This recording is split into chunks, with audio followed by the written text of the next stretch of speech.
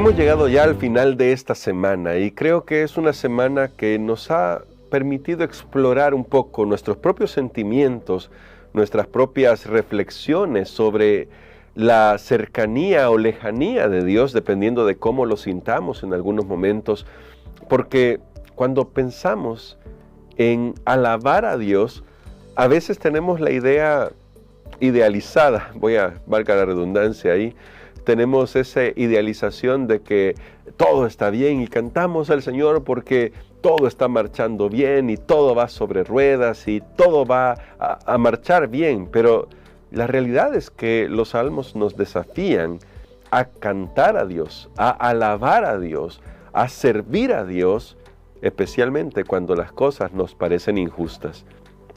Así que hoy vamos a pedirle al Señor su ayuda y vamos a hacer una reflexión de lo que hemos estudiado durante esta semana. Vamos a orar. Querido Padre, necesitamos de tu Espíritu Santo y necesitamos sabiduría para aprovechar al máximo las lecciones que hemos aprendido durante estos días. Y te suplicamos, por favor, danos sabiduría en el nombre de Jesús. Amén. Mi hermano, mi hermana, esta semana nos hacíamos una pregunta: ¿dónde está Dios? Fue uno de los días de la semana y creo que es una pregunta que tal vez usted se ha hecho en algún momento. ¿Dónde está Dios en mi caso personal? No sé si lo habrá comentado con alguien más, pero yo le puedo asegurar que a veces, en algunas noches, me he preguntado: Dios, ¿dónde estás? ¿Dónde estás en esta circunstancia? Porque a veces uno se siente abrumado, agobiado por los problemas de la vida.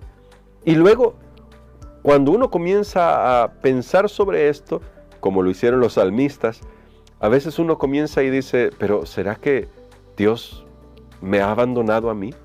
¿Será que Dios ya no me va a escuchar a mí?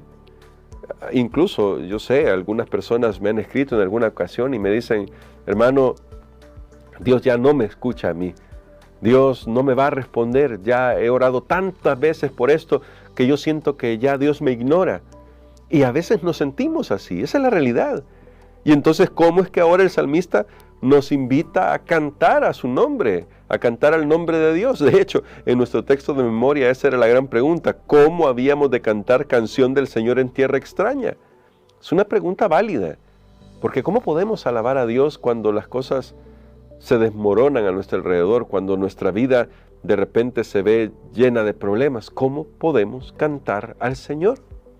Bueno, aquí los salmistas nos han desafiado para que nosotros veamos más allá de la circunstancia presente y examinemos nuestra condición desde la perspectiva espiritual.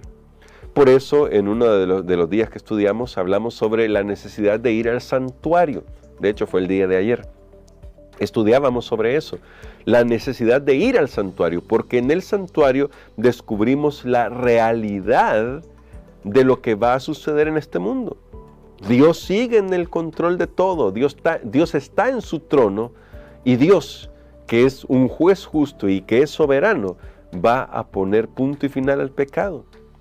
Mientras tenemos que vivir con estos desafíos a nuestra fe, ¿sí? Porque yo estoy seguro de que es un desafío a la fe saber que Dios está al control, pero ver en este mundo que parece que Dios no está al control. Porque cuando usted ve a su alrededor y ve cómo las grandes corporaciones, los gobiernos, lo que sea, hacen cosas lejos de la voluntad de Dios y sin embargo prosperan, uno se pregunta: ¿será que Dios realmente está al control? Sí, a veces puede llegar esa pregunta, porque a veces parece que lo que está gobernando este mundo es la vara de iniquidad, dirá uno de los salmistas. Pero, ¿cómo vivimos en la realidad de que el cetro de justicia de Dios es el que se va a imponer al final? Sé que a veces esto puede plantear más preguntas que respuestas, pero los salmistas nos enseñan a poner nuestra confianza en Dios. Note, el salmista, y lo hemos visto, por eso estoy tratando de que recordemos lo que ya hemos estudiado durante esta semana. Vimos algunos de los salmos y ahí en los salmos ellos lo que tienen incertidumbre sobre el futuro, ¿verdad? ¿Por qué es que prosperan los malos y qué va a pasar hacia el futuro? Así que sí, tienen incertidumbre. Ellos se preguntan, ¿hasta cuándo, Señor, vas a permitir que el malo prospere? Tienen incertidumbre, quiero decir, sobre el futuro. Pero esa incertidumbre sobre el futuro no tiene que ser incertidumbre sobre Dios. Y de hecho, los salmistas hacen la diferencia. Una diferencia que tal vez a nosotros nos ha costado hacer a veces.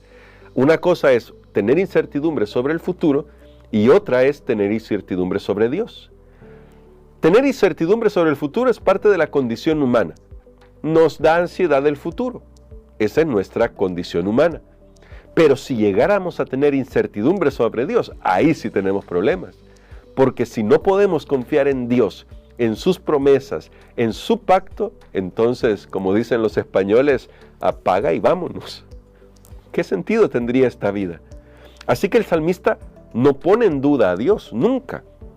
El salmista siente temor sobre el futuro, siente temor sobre el presente incluso, y se pregunta cómo puede salir bien librado de los problemas, del hecho de muerte, de su enfermedad, de cómo puede confiar en Dios si está viendo que los malos prosperan y los buenos no prosperan. La circunstancia le da incertidumbre al salmista, pero el salmista siempre vuelve a Dios y dice, yo sé que Dios siempre me oye, yo sé que Dios siempre actúa bien, yo puedo mirar al pasado y puedo darme cuenta que Dios ha obrado maravillas, incluso cuando ni siquiera nos hemos dado cuenta, Dios ha obrado maravillas. Así que hoy yo quiero plantearle esta pregunta. Cuando usted examina su historia personal, no vamos a hablar de la historia de nadie más, sino la personal. Cuando usted examina su historia personal, ¿puede darse cuenta de las veces en que Dios obró en su favor? ¿Qué tal si comienza a notarlas? ¿Qué tal si escribe por ahí, Señor, yo recuerdo que yo estaba en este problema y sin embargo tú me ayudaste, me sacaste de él? ¿Qué tal si usted comienza a hacer esto? Vean lo que dice, voy a leer un par de citas que me gustaron mucho acá y las quiero leer porque así nosotros nos vamos a fortalecer, porque lo decíamos un día de estos, esto tiene que ver con una decisión deliberada. Confiar en Dios es eso, tomar una decisión deliberada. Y dice el libro Testimonios para la Iglesia, tomo 5, la página 545 de la versión citada en esta lección, reunid todas vuestras facultades para mirar hacia arriba, no hacia abajo a vuestras dificultades. Entonces no desmayaréis por el camino. Dice, reunid todas vuestras facultades. Debe ser una decisión deliberada, porque es fácil mirar los problemas y hundirnos en ellos. Y hemos dicho, y lo voy a seguir repitiendo, el problema no está en expresar lo que sentimos, ese dolor, esa soledad, esa angustia. Ese no es el problema es cuando nos quedamos ahí y parece que ya no hay nada más. Pero podemos mirar hacia el cielo. El salmista dice, cuando entré en tu santuario, entonces entendí el fin de los malos. Pero ahora Ellen de White nos dice, reúnan todas sus fuerzas para mirar hacia el cielo. Luego dice, pronto veréis a Jesús detrás de la nube, extendiendo su mano para ayudaros. Y todo lo que tendréis que hacer será darle vuestra mano con fe sencilla y dejarle que Él os guíe. Yo sé que esto no responde a esa pregunta de por qué hay mal en el universo y por qué los buenos sufren en esta tierra. Pero debemos volver siempre al marco de referencia que siempre debemos tener. Existe un conflicto. Y saber que existe un conflicto entre Cristo y Satanás es lo que debería ayudarnos a nosotros a comprender las batallas que se libran en esta tierra. Por eso esta semana el tema era evaluar qué está haciendo Dios, evaluar si podemos confiar en Dios al fin de cuentas. Porque si no podemos confiar en Dios, entonces ¿en quién confiamos?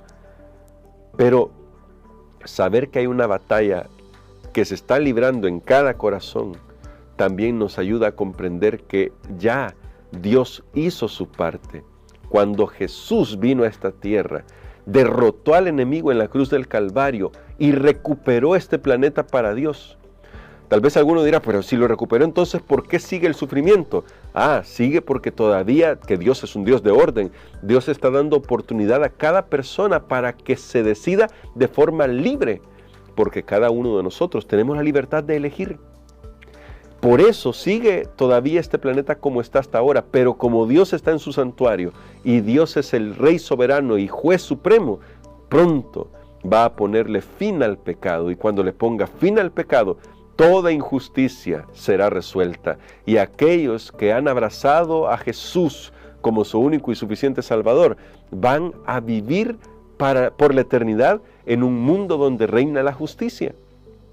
No porque ellos hayan logrado algo, sino porque Cristo les auxilió, porque pudieron tener la confianza de mantenerse aferrados a su mano poderosa, sabiendo que aunque no comprendemos las circunstancias, sí tenemos alguien en quien confiar.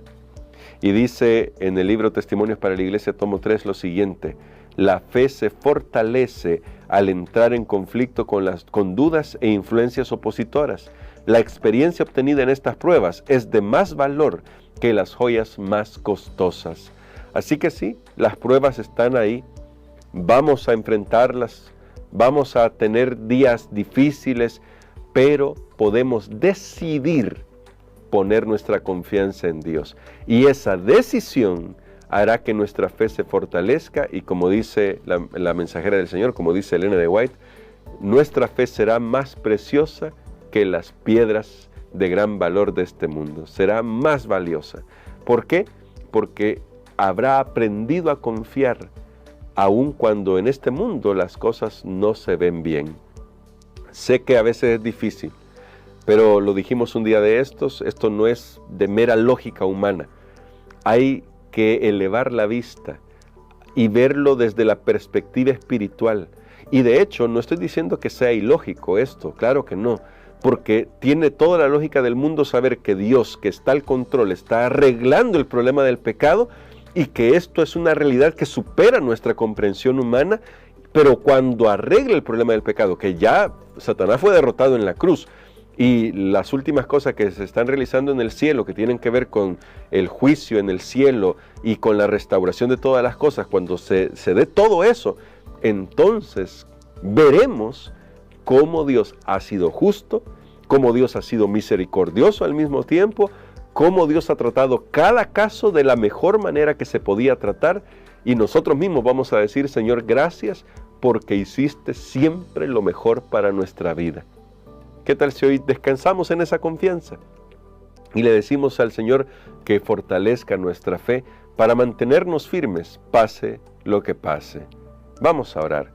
Querido Padre, estamos muy agradecidos contigo por tus misericordias.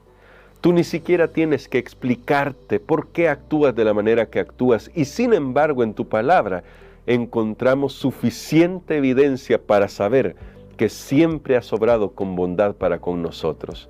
Incluso en aquellos momentos en que sentimos que la vida no fue justa, tú obraste en nuestro favor, y por eso te damos gracias. Y te rogamos, danos sabiduría para poder tomar siempre la decisión deliberada de confiar en ti, pase lo que pase, aunque las circunstancias no nos favorezcan, pues lo pedimos en el nombre de Jesús.